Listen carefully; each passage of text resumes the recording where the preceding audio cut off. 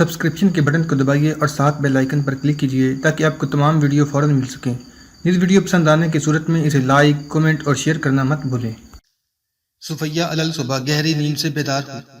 کمرے کی دھندلی روشنی میں ادھر ادھر دیکھ کر اس نے مغموم سی صورت بنا کر پھر آنکھیں بند کر لیں۔ آج پھر وہ ایک سہانا سپنا دیکھ چکی تھی۔ آج پھر اس نے دلکش فضاؤں میں پرواز کی تھی جہاں آزاد پرندے محبت کے گیت گاتے تھے۔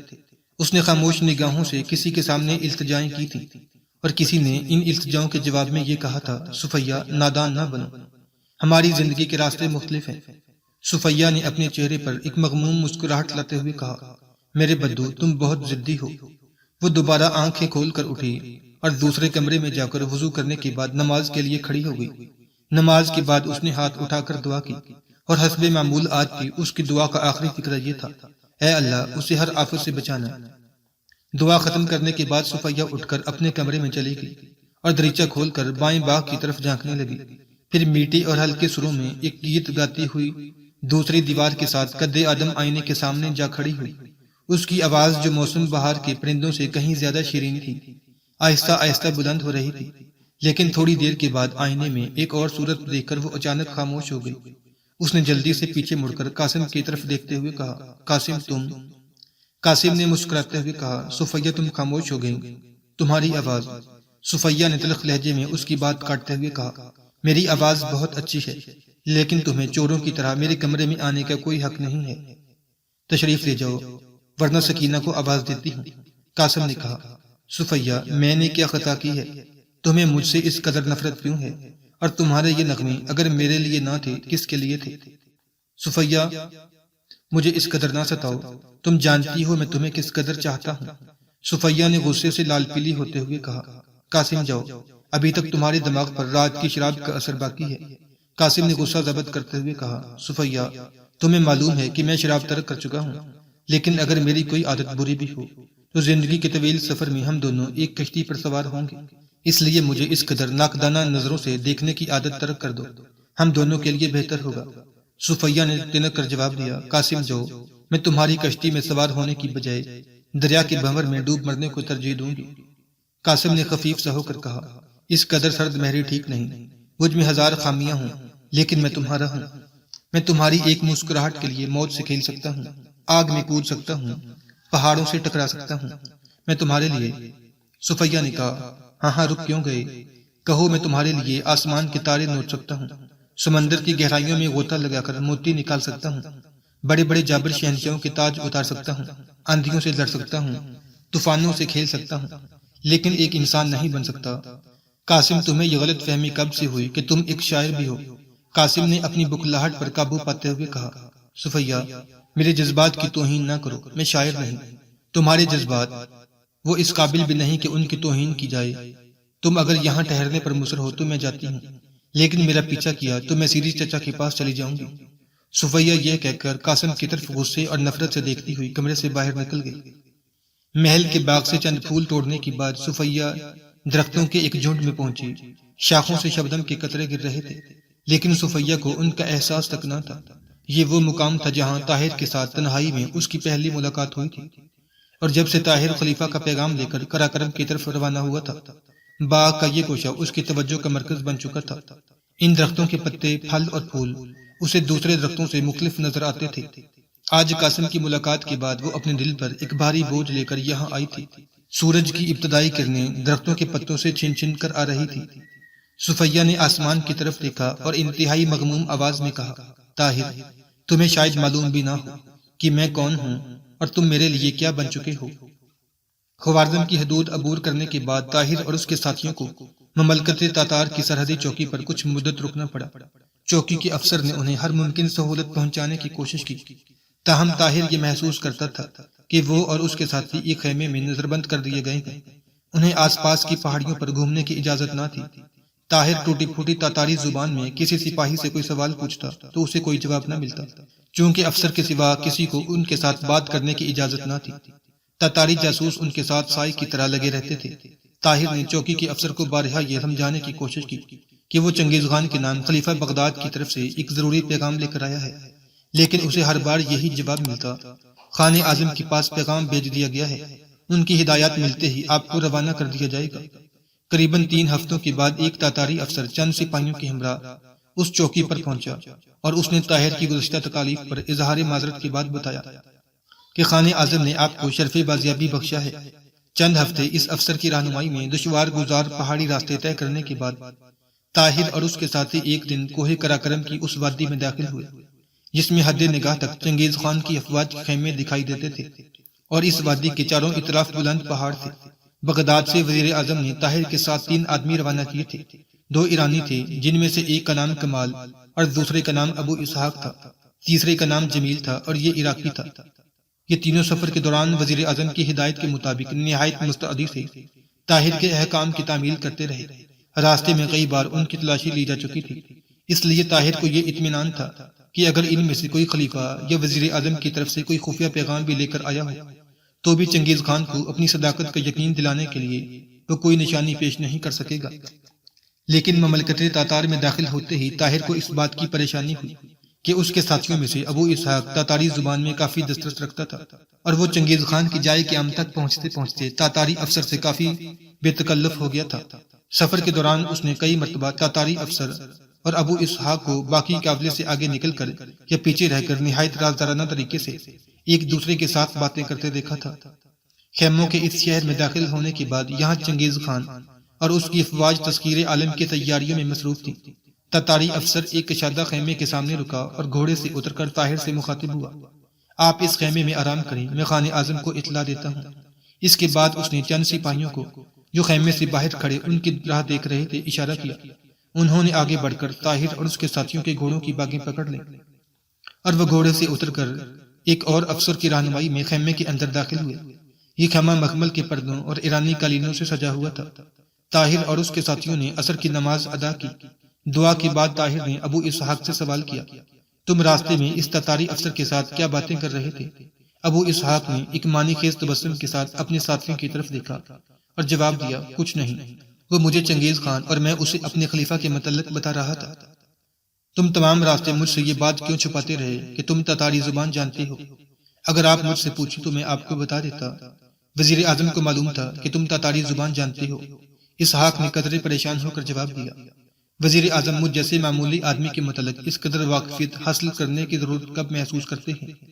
آپ کو یہاں کسی کے ساتھ ہم کلام ہونے پر اعتراض ہو تو میں آئندہ نہیں بولوں گا۔ مجھے تمہاری ہم کلام ہونے پر کوئی اعتراض نہیں، لیکن اگر تم سے کوئی بغداد کے متعلق سوال کرے تو سوچ سمجھ کر جواب دینا۔ ابو اسحاق نے جواب دیا، مجھے اپنے فرض کا احساس ہے۔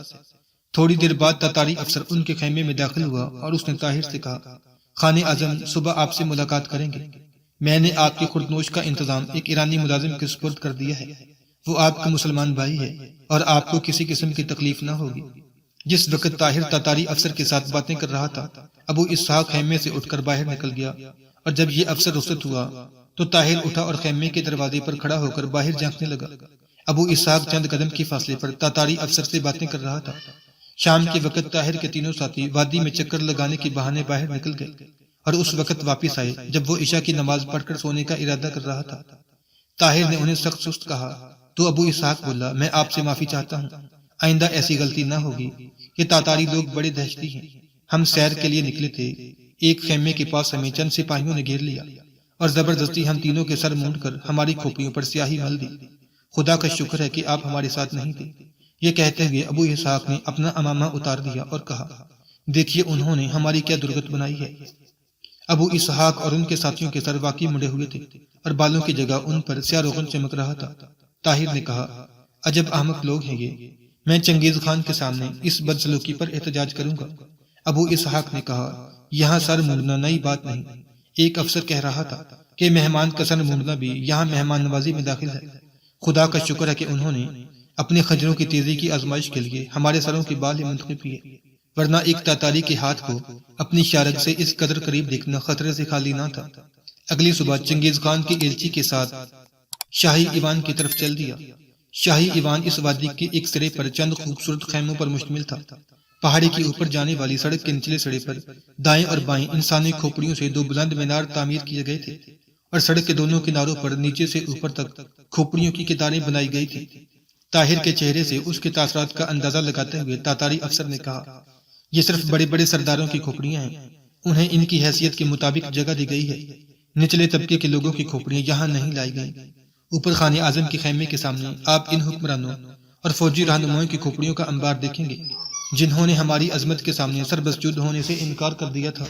اونچے گھرانوں میں حسین بیگمات جنہوں نے خان اعظم اور شہزادیوں کی خدمت سے انکار کر دیا تھا، ان کی کھوپڑیوں سے ایک چھوٹا سا مینار ملکہ تاتار کے خیمے کے سامنے تعمیر کیا گیا ہے۔ پہاڑی پر چڑھتے ہوئے کہا، وہ دیکھیں، اس پہاڑی پر خان اعظم کا عالیشان محل تعمیر ہو رہا ہے۔ ان پہاڑوں میں اعلیٰ قسم کے پتھر نایاب ہیں۔ میں نے سنا ہے کہ بغداد، بخارا اور سمرقند کی عمارتوں میں بہترین قسم کے سرخ اور سفید پتھر لگائے گئے ہیں۔ طاہر نے جواب دیا، لیکن وہ پتھر خوبصورت ہونے کے علاوہ سخت بھی ہیں۔ آپ کے خان اعظم انسانی کھوپڑیوں کا محل تعمیر کیوں نہیں کرتے؟ اگر انسانی کھوپڑیاں اینٹوں کا کام دے سکتی تو ہمارے لیے یہ کام مشکل نہ تھا۔ شمال مغرب اور شمال مشرق کے شہروں میں کھوپڑیوں کے کئی انبار بیکار پڑے ہوئے ہیں۔ پہاڑ کی چوٹی پر ایک کشادہ اور ہموار میدان میں بیش قیمت قالین بچھے ہوئے تھے، اور اس میدان کے تین اطراف خیموں کی قطاریں تھیں۔ جا بجا پہرے دار ننگی تلواریں لیے کھڑے تھے۔ ایلچی درمیان کی ایک خیمے کے سامنے رکا اور طاہر کو باہر ٹھہرا کر اندر داخل ہوا۔ تھوڑی دیر کے بعد واپس طاہر کو اندر لے گیا۔ دو کشادہ کمروں میں گزرنے کے بعد طاہر تیسرے اور نسبتاً چھوٹے کمرے میں داخل ہوا۔ کمرے کے ایک طرف کوئی 4 بالشت اونچا چبوترا تھا جس پر بیش قیمت قالین بچھا ہوا تھا۔ چبوترے کے نیچے ایک کتار میں چند تاج رکھے ہوئے تھے۔ کمرے میں ایک عمر سیدھا شخص جو اپنی جبہ دستار سے ایک مسلمان عالم معلوم ہوتا تھا کھڑا تھا۔ اس نے آگے بڑھ کر طاہر کی طرف مصافحے کے لیے ہاتھ آگے بڑھایا اور کہا، میں خاقان تاتار کی مملکت میں اپنے ایک مسلمان بھائی کا خیر مقدم کرتا ہوں۔ طاہر نے اس کے ساتھ مصافحہ کرتے ہوئے اپنے جسم میں ایک کپ کپی سی محسوس کی اور قدرے تذبذب کے بعد کہا، آپ یہاں کیا کرتے ہیں؟ میں یہاں تاجروں کے ایک قافلے کے ساتھ آیا تھا۔ خاقان اعظم کو ایک مترجم کی ضرورت تھی۔ انہوں نے مجھے چند ماہ کے لیے اپنے ہاں ٹھہرا لیا، لیکن اس کے بعد ان کی قدر افزائی نے مجھے ہمیشہ کے لیے خرید لیا ہے۔ خاقان اعظم تشریف لانے والے ہیں۔ میں آپ کو چند باتیں بتا دینا ضروری سمجھتا ہوں۔ وہ زیادہ خوشامد پسند نہیں کرتے، لیکن بے تکلفی اور گستاخی کو قطعاً قابل معافی نہیں سمجھتے۔ اگر آپ تاتاری زبان میں بات کریں تو وہ آپ سے بہت خوش ہوں گے۔ اگر آپ تاتاری زبان میں بات کرنا نہ جانتے ہوں تو انہیں چینی زبان بھی پسند ہے۔ ان دونوں زبانوں کے بعد خاقان اعظم فارسی کو ترجیح دیتے ہیں۔ وہ اس زبان کے چند الفاظ سیکھ چکے ہیں، لیکن عربی زبان سے انہیں وحشت ہوتی ہے۔ طاہر نے جواب دیا، مشورے کا شکریہ، لیکن میں تاتاری اور چینی زبان سے ناواقف ہوں۔ فارسی جانتا ہوں، لیکن مجھے خطرہ ہے کہ آپ کی ترجمانی کے باوجود اپنی فراست سے کام لے کر میرا مطلب سمجھنے میں غلطی نہ کریں۔ اگر آپ کو عربی زبان کا ترجمہ کرنے میں دقت محسوس ہوتی ہو تو اور بات ہے، ورنہ میں اظہار مدعا کے لیے عربی زبان کو زیادہ موزوں سمجھتا ہوں، اور اگر وہ ترکی اچھی طرح سمجھتے ہیں تو میں وہ بھی جانتا ہوں۔ کہیں یہ غضب نہ کر بیٹھنا، جب سے خوارزم شاہ نے خان موصوف کے ایلچی کو قتل کیا ہے انہیں ترکی سے سخت نفرت ہو گئی ہے، اور دوران گفتگو میں یہ خیال رکھیے کہ آپ کی آواز خاقان اعظم کی آواز سے زیادہ بلند نہ ہو۔ آپ خوش نصیب ہیں کہ خاقان اعظم نے آپ کو تخلیہ میں مشرف ملاقات بخشا ہے۔ تخلیہ میں ان کا مدست مبارک دربار کی نسبت زیادہ فیاض ہوتا ہے۔ طاہر نے کہا، میں آپ کے نیک مشوروں کا پھر ایک بار شکریہ ادا کرتا ہوں، لیکن آپ میرے متعلق غلط فہمی میں مبتلا نہ ہوں۔ میں یہاں پیٹ کی خاطر نہیں آیا۔ مترجم اپنی خفت مٹانے کے لیے کچھ کہنا چاہتا تھا، لیکن چبوترے کے عقب سے دروازے کا پردہ اٹھا اور اس نے طاہر کی طرف دیکھ کر آہستہ سے کہا، خان اعظم تشریف لا رہے ہیں۔ ایک لمحے بعد طاہر چبوترے پر اس جابر و قاہر انسان کو دیکھ رہا تھا جس کی وحشت اور بربریت کے افسانے مشرق و مغرب میں مشہور ہو چکے تھے۔ مترجم دونوں ہاتھ سینے پر باندھ کر رکوع کی حالت میں کھڑا تھا۔ چنگیز خان نے ایک نگاہ غلط انداز سے طاہر کی طرف دیکھا اور چبوترے پر بیٹھ گیا۔ مترجم بھی سیدھا ہو کر کھڑا ہو گیا۔ اس کی نگاہیں اس بات پر اظہار ملال کر رہی تھی کہ طاہر نے اس کی تقلید نہیں کی۔ طاہر بدستور چنگیز خان کی طرف دیکھ رہا تھا، اور یہ ایک ایسی گستاخی تھی جسے بڑے دربار میں شاید تاتاری سردار برداشت نہ کرتے، اور تخلیہ میں مترجم برداشت کرنے کے لیے تیار نہ تھا۔ آخرکار اس نے آہستے سے کہہ دیا، نگاہیں نیچی رکھو، لیکن طاہر پر اس تنبیہ کا کوئی اثر نہ ہوا۔ چند لمحات کی خاموشی کے بعد خلیفہ بغداد کے ایلچی اور تاتاریوں کے شہنشاہ کی گفتگو ابتدا یوں ہوئی۔ مترجم چنگیز خان سے مخاطب ہو کر، خلیفہ بغداد کا ایلچی خاقان اعظم شہنشاہ تاتار کو، جن کی شفقت کا ہاتھ دوستوں کے لیے باعث رحمت ہے اور جن کی تلوار دشمن کے سر پر سائقہ بن کر کونتی ہے، نہایت ادب و احترام کے ساتھ سلام عرض کرتا ہے۔ چنگیز خان، ہم بغداد کے ایلچی کو دیکھ کر بہت خوش ہوئے، اسے اطمینان دلایا جائے کہ یہاں اس کی جان کا کوئی خطرہ نہیں۔ مترجم، طاہر سے مخاطب ہو کر عربی زبان میں شہنشاہ بالا دوبارہ آپ کی آمد پر اظہار مسرت فرماتے ہیں اور یہ بھی فرماتے ہیں کہ یہاں آپ کی گھبراہٹ بلا وجہ ہے، آپ کو الطاف خسروانہ سے مالا مال کر کے واپس بھیجا جائے گا۔ طاہر: میں انعامات کی تمنا لے کر یہاں نہیں آیا، اگر شاہ تاتار اس قدر مہربان ہیں تو مجھے خلیفہ کا خط پیش کرنے کے بعد اسلام کی تبلیغ کا موقع دیں، یہ میرے لیے سب سے بڑا انعام ہوگا۔ مترجم: خلیفہ کا قاصد خاقان تاتار کی نظر عنایت کا شکریہ ادا کرتا ہے اور خلیفہ بغداد کا خط پیش کرنے کی اجازت چاہتا ہے۔ چنگیز خان: اجازت ہے۔ مترجم: خاقان اعظم حکم دیتے ہیں کہ خلیفہ کا مکتوب پیش کیا جائے۔ طاہر نے آگے بڑھ کر حریر میں لپٹا ہوا مکتوب پیش کیا۔ چنگیز خان نے اسے کھولا اور مترجم کو دیتے ہوئے پڑھ کر سنانے کا حکم دیا۔ عربی زبان میں خط کا مختصر مفہوم یہ تھا: تاتاریوں کی بادشاہ چنگیز خان کو واضح ہو کہ ہم پر خدا اور رسول کی طرف سے عالم اسلام کے تمام مسلمانوں کی عزت و آبرو اور آزادی کا فرض عائد ہوتا ہے۔ شاہ خوارزم کے ساتھ ہمارے چند اختلافات ہیں، لیکن عالم اسلام پر کسی بیرونی خطرے کی مدافعت کے لیے ہم نہ صرف خوارزم شاہ کی حمایت کا اعلان کرنے پر مجبور ہوں گے، بلکہ اس کے جھنڈے تلے معمولی سپاہیوں کی حیثیت سے لڑنا اپنے لیے باعث سعادت سمجھیں گے۔ اگر یہ درست ہے کہ شاہ تاتار خوارزم کی سرحد پر افواج جمع کر رہا ہے تو ہم اسے متنبہ کرتے ہیں کہ خوارزم کے خلاف اس اعلان جنگ عالم اسلام کے خلاف اعلان جنگ سمجھا جائے گا۔ اس خط کے جواب میں ہم شاہ تاتار کا یہ اعلان سننا چاہتے ہیں کہ ان کی افواج خوارزم پر حملہ نہیں کرے گی۔ من جانب خلیفۃ المسلمین ابو العباس احمد الناصر الدین اللہ۔ مترجم نے کسی خاص رد و بدل کے بغیر اس خط کا تاتاری زبان میں ترجمہ کر دیا۔ طاہر حیران تھا کہ چنگیز خان کی پیشانی پر کوئی معمولی شکن تک نمودار نہیں ہوئی۔ وہ نہایت اطمینان سے اپنی جگہ بیٹھا ایک معنی خیز مسکراہٹ کے ساتھ طاہر کی طرف دیکھ رہا تھا۔ اس کی نگاہیں بتا رہی تھی کہ اس نے اس خط کو ایک دلچسپ مذاق سے زیادہ حیثیت نہیں دی۔ چنگیز خان: اپنے خلیفہ کو ہماری طرف سے پیغام دو کہ ہمیں عالم اسلام سے کوئی دشمنی نہیں۔ خوارزم شاہ نے ہمارے ساتھ بہت زیادتی کی ہے، اس کے باوجود ہم اس پر چڑھائی کا ارادہ نہیں رکھتے۔ مترجم: آپ خلیفہ کے پاس خاقان تاتار کا یہ پیغام لے جائیں کہ آپ کی سفارش پر خاقان اعظم خوارزم شاہ کی خطائیں معاف کرتے ہیں اور عالم اسلام پر چڑھائی کرنے کا کوئی ارادہ نہیں رکھتے۔ طاہر: میں یہ پیغام خلیفہ کے پاس لے جاؤں گا۔ اس کے علاوہ میں یہ بتانا ضروری سمجھتا ہوں کہ خلیفہ کا مکتوب بغداد کے عوام کے جذبات کی ترجمانی ہے۔ آپ کے متعلق مشہور ہے کہ آپ کے دل میں اپنی فوجی قوت کا مظاہرہ کرنے کا ارادہ عام طور پر ہر وعدے اور ہر معاہدے پر غالب آ جاتا ہے، لیکن اگر آپ نے اس وعدے کی خلاف ورزی کی اور خوارزم پر حملہ کر دیا تو سارا بغداد اور اس کے ساتھ مشرق و مغرب کی دوسری اسلامی سلطنتیں آپ کے خلاف صحرا کی آندھیوں کی طرح اٹھ کھڑی ہوں گی۔ مترجم: خلیفہ کا ایلچی نہایت ادب و احترام کے ساتھ خان اعظم کی خدمت میں یہ عرض کرتا ہے کہ حضور کا پیغام خلیفہ کی گوش گزار کر دیا جائے گا۔ آپ کا یہ وعدہ اسلامی دنیا کو مطمئن کرنے کے لیے کافی ہے، لیکن اگر آپ نے خوارزم پر حملہ کر دیا تو بغداد اور دوسری اسلامی سلطنتوں کے عوام اپنی حکومتوں کو خوارزم شاہ کا ساتھ دینے پر مجبور کریں گے اور ان سب کو تاتاری افواج کے سیل رواں کے سامنے المناک تباہی کا سامنا کرنا پڑے گا۔ چنگیز خان: ہم کسی کو دوست کہنے کے بعد اس کی طرف سے بد اعتمادی پسند نہیں کرتے۔ مترجم طاہر کی طرف گورتے ہوئے: خان اعظم اس اظہار بد اعتمادی پر بہت خفا ہوئے ہیں، اس لیے براہ کرم خاموش رہو۔ طاہر: بہت اچھا، اب میں خان اعظم کے سامنے تبلیغ کی اجازت چاہتا ہوں۔ مترجم تذبذب سا ہو کر: خلیفہ کا ایلچی اہل تاتار کی مذہبی عقائد سے بہت متاثر ہوا ہے اور اس بات کی اجازت چاہتا ہے کہ اسے اسلام کے متعلق کچھ کہنے کی اجازت دی جائے۔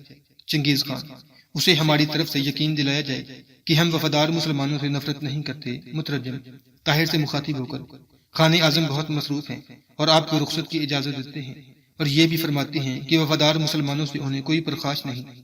طاہر نے پریشان ہو کر مترجم کی طرف دیکھا اور کہا: اگر وہ اس وقت مصروف ہیں تو مجھے کسی اور وقت تبلیغ کا موقع دیا جائے۔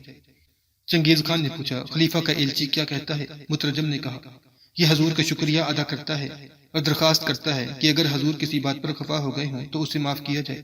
چنگیز خان نے کہا: ہمیں افسوس ہے کہ ہماری مصروفیات ہمیں زیادہ دیر بیٹھنے کی اجازت نہیں دیتی، ورنہ خلیفہ کا ایلچی کافی دلچسپ آدمی معلوم ہوتا ہے، اس سے یہ پوچھا جائے کہ وہ کب روانہ ہونا چاہتا ہے۔ مترجم نے طاہر سے مخاطب ہو کر کہا: خان موصوف فرماتے ہیں کہ ہم بہت مصروف ہیں، اس لیے دوبارہ ملاقات نہیں ہو سکے گی، سردیاں شروع ہونے والی ہیں، اس لیے بہتر ہے کہ تم فوراً بغداد روانہ ہو جاؤ، یہاں بہت سے مسلمان علماء ایسے ہیں جو ہمیں اسلام کے متعلق بتاتے رہتے ہیں۔ چنگیز خان عقب کے کمرے میں چلا گیا۔